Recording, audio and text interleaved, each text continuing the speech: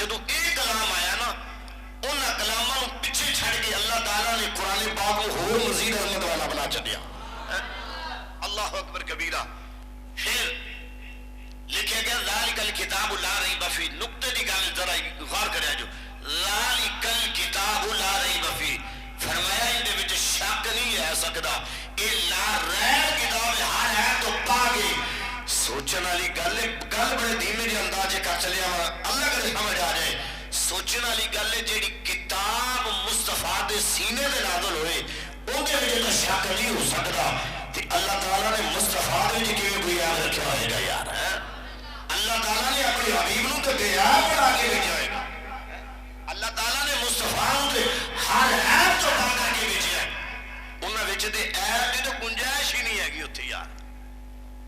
اس واسطے فرمایا ذالک الکتاب لا ریب فیہ ان وچ شک نہیں ہو سکتا.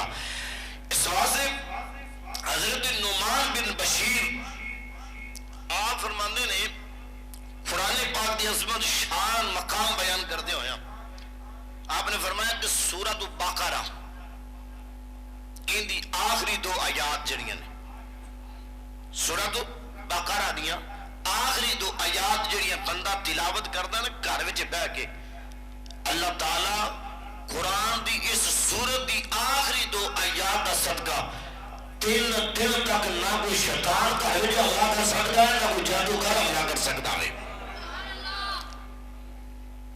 آج سارے گھراں دے اندر اسی تویز دھاگے تے بڑے مطلب کہ ڈھول بنوا کے تے تویز بنا کے تے پانی دے چھڑکاؤ تے پتہ نہیں کی کچھ کروانے ہیں. انہیں بہتر کہ ذرا اللہ دے قرآن دی تلاوت فرما اللہ دے پاک قرآن دی تلاوت کر.